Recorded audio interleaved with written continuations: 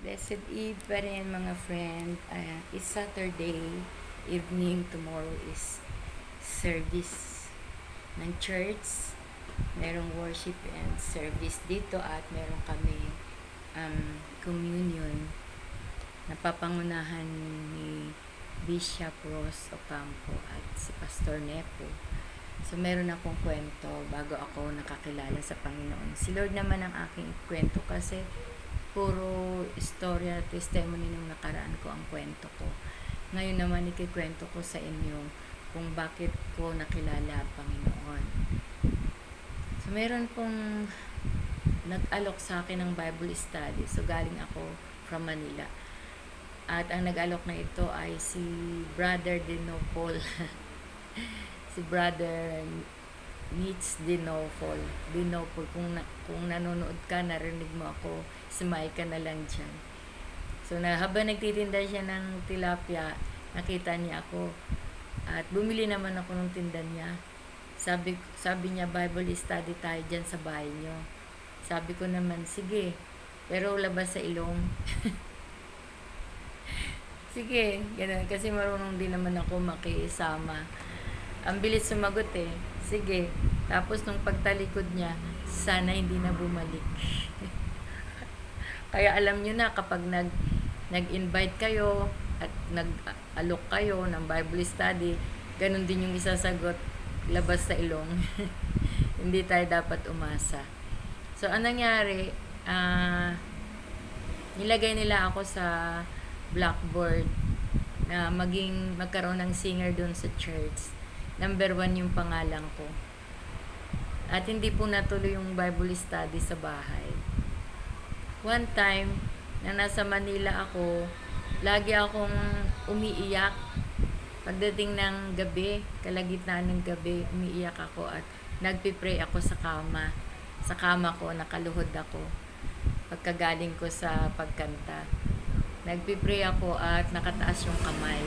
At bigla na lang akong umuwi sa bahay namin sa Laguna. Kasi sa Laguna kami nakatira sa Juana 1, Pasita. San Pedro, Laguna. So, anong nangyari? Pagdating doon, nagbihis ako at hinanap ko yung church. After 3 months ng pananalangin nila, ako mismo ang naghanap ng church. Saan ba dito merong samba. Tapos yun nga, doon napadpad. Pagdating doon sa si Pastor Conrad Badwa at Reverend Conrad na ngayon ang namumuno doon. Nakinig ako ng Bible study. At habang nakikinig ako ng Bible study, sobrang pawis ko. Tagaktak. Nasa gitna ako nasa upo ako sa yung linya ng mga upuan, ako yung nasa center. So, lahat is mga uma-attend. Ako yung nasa center. At merong tumunog sa tenga ko. Habang nakikinig ako ng aral ni Reverend Conrad, ang explanation niya is yung isang bato na galing sa bundok.